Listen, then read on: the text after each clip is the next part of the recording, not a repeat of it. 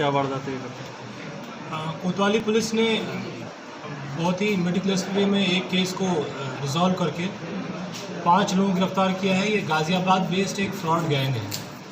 ये पूरा घटनाक्रम शुरू तब हुआ जब आज से लगभग 3 या 4 महीने पहले मेरे ऑफिस में एक व्यक्ति, बुजुर्ग व्यक्ति आया, जिस व्यक्ति ने ये क्लेम किया कि उसका दिया हुआ चेक जो 3 लाख रुपए का आसपास का चेक था, वो हापुड़ नगर के किसी एक बैंक में पड़ा और वो बैंक अगले दिन कैश हो गया गाज़ियाबाद के किसी एक बैंक में, और वो भी दूसरे नाम से।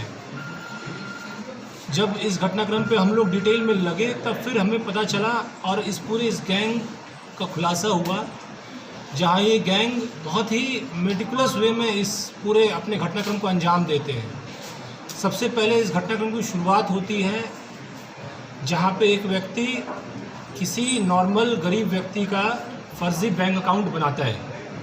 फर्जी बैंक अकाउंट बनाने के लिए वो तहसील से फर्जी रिपोर्ट्स लगवाता है, फर्जी बिल्स जनरेट किए जाते हैं फर्जी तहसील से रिपोर्ट लगवाने के लिए। ये तहसील किसी भी कर्मचारी का इसमें मिलीभगत नहीं है। ये सारा चीज़ फ्रॉड कागज़ों पे हो रहा है, जो सारे के सारे काम इनके द्वारा किए जा रहे हैं। किसी स्तर पे किसी ऑर्गेनाइजेशन की संलिप्तता अभी फ़िलहाल पाई नहीं गई है, ना ही बैंक के स्तर पे, ना ही तहसील के स्तर पे। ये मैं पहले क्लियर कर देना चाहता हूँ। तो इस बैंक में डॉक्यूमेंटेशन इनका बहुत ही परफेक्ट है। जैसा आप देख रहे हैं, बहुत सारे कागज़, बहुत सारे पासबुक्स, चेकबुक्स ये लोग इस तरह से बनाते हैं, जिसमें ये पहले फर्जी बैंक अकाउंट्स क्रिएट करते हैं। फर्जी बैंक अकाउंट्स क्रिएट करके फिर उसमें कोई भी फर्जी वाड़ा करके उससे पैसे मंगवाए जाते हैं।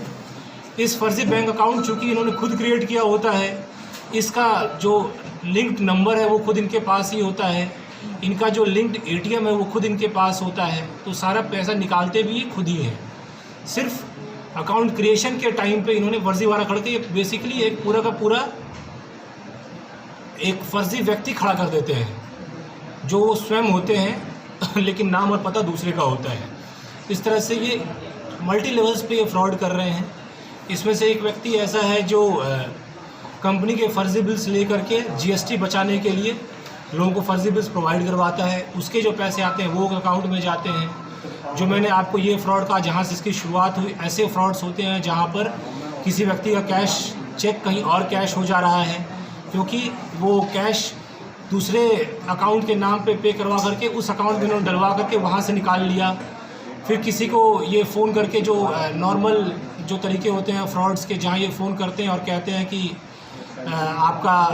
आपका मैं लोन दिलवाऊंगा, आप इतने पैसे डाल दो, वो भी इन फर्जी अकाउंट्स में जाते हैं। बेसिकली फर्जी अकाउंट हब है और सारे जितने भी तरह के फ्रॉड्स हो सकते हैं, इन्होंने फर्जी कंपनियां क्रिएट कर रखी हैं, इन्होंने फर्जी दस्तावेज़ बना रखे हैं, फर्जी मोहर, लैपटॉप्स, प्रिंटर्स, स्कैनर्स, इनकी मदद से बहुत ही सूक्ष्म लेवल्स पे जा कर के ये लोग मैनिपुलेशंस कर रहे हैं और फर्जीवाड़ा कर रहे हैं। ये चीज़ है कि जो पर केस अमाउंट्स ये लोग कर रहे हैं वो ये छोटा रखते हैं।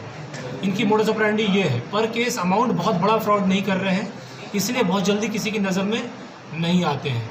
पर केस अमाउंट इनका बहुत मैक्सिमम अगर होता है कहीं तो 5,000, 7,000, 8,000, नहीं तो 1,500, 2,000, 3,000, छोटे छोटे फ्रॉड करके ये लोग, लेकिन वॉल्यूम्स हाई रखते हैं। इसमें से एक व्यक्ति ऐसा, इसने आज तक क्लेम किया कि इसने 150 अकाउंट ये खुलवा चुका है फर्जी। तो ये पूरा पर्दाफाश हुआ है। इस पर एक व्यक्ति जिसको हम अभी लिंक में मुख्य मान रहे हैं, उसको हमने अभी वांछित किया है। दीपक नाम है उस व्यक्ति का, हम उसकी गिरफ्तारी सुनिश्चित करेंगे।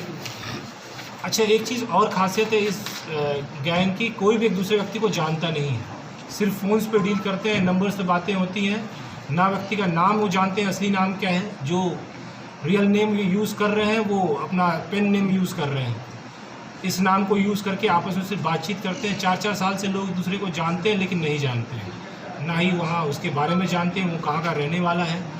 लेकिन इस केस को हापुड़ नगर की पुलिस ने बहुत ही अच्छे ढंग से और बहुत ही सिलसिलेवार ढंग से खोला है। इसके लिए वो बधाई के पात्र हैं और उनको इनाम भी हमारी तरफ से। तो सर, इस पूरे केस में कुछ बीमा कंपनियों को भी कुछ ये लोग चूना लगाते थे, या किस तरीके से जो फंड जो रेस कर रहे थे, वो फंड रेस का इनका जो सोर्स था वो कहाँ से आ रहा था? मैंने आपको बताया, फंड रेस, जितने भी तरह के फ्रॉड्स आजकल सुनने में आ रहे हैं, हर तरह के फ्रॉड में संलिप्त हैं। नंबर 1 फ्रॉड, किसी एक व्यक्ति से इन्होंने कहा कि हम तुम्हारा लोन पास करवा देंगे।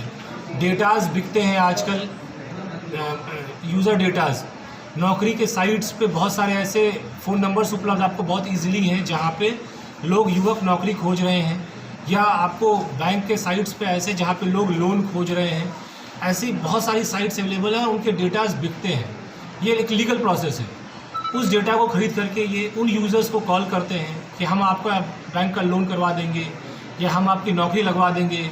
आप इतने पैसे, अगर आपको 50 लाख का लोन चाहिए तो आप पहले 10,000 रुपये प्रोसेसिंग फ़ीस के नाम पे इस अकाउंट में डाल दीजिए।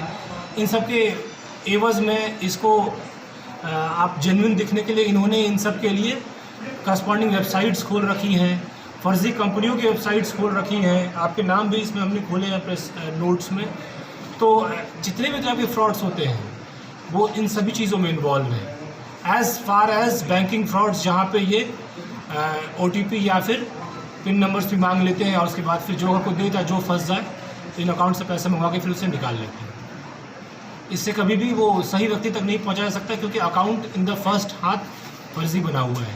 और उसमें बैंक्स की संलिप्तता इसलिए नहीं है क्योंकि उनके लिए उन्होंने फर्जी आधार कार्ड बनवा लिया है। फर्जी आधार कार्ड वाले इसलिए फर्जी नहीं है क्योंकि इन्होंने जो एड्रेस दिया है वो एड्रेस इन्होंने फर्जी लगाया है।